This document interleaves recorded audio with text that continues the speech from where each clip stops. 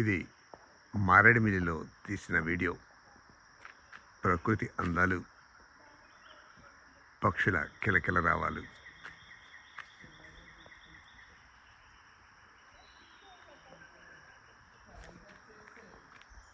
ఈ అందాలు తిలకిస్తుంటే తెలియని భావాలు వస్తుంటాయి. కవులకు పుట్టినిల్లులా,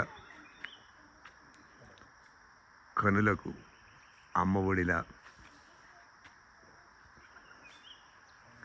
ప్రకృతి ప్రేమికులకు ఇది ఒక స్వర్గంలా కనిపిస్తూ ఉంటుంది.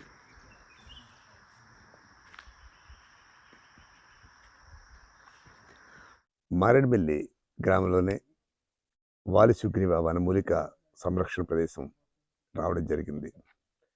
ఇక్కడ ప్రకృతి సిద్ధమైన వనమూలికలు ఔషధ గుణాలు కలిగి ఉన్నాయి అని చెప్పి బోర్డు పెట్టడమే కాకుండా no use plastic, save nature, save future, dine here, no alcohol.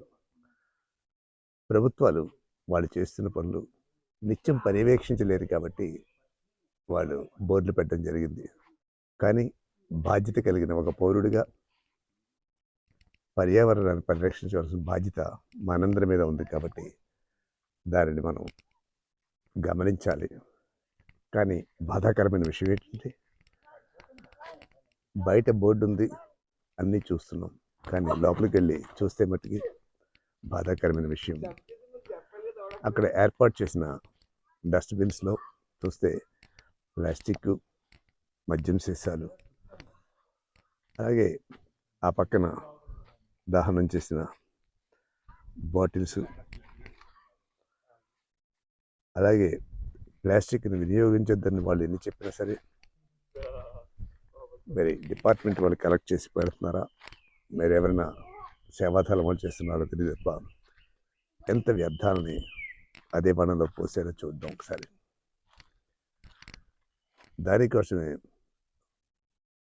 పర్యావరణ శాస్త్రవేత్తలు చెబుతుంటారు, మనిషి అడుగుపెట్టిన ప్రతి ప్రదేశం కూడా సుందరవనమే, అతను అడుగుపెట్టిన ప్రతి అడుగు కూడా ఏంటంటే విచ్ఛిన్నమే, ప్రకృతి బీభత్సమే అని చెప్పి.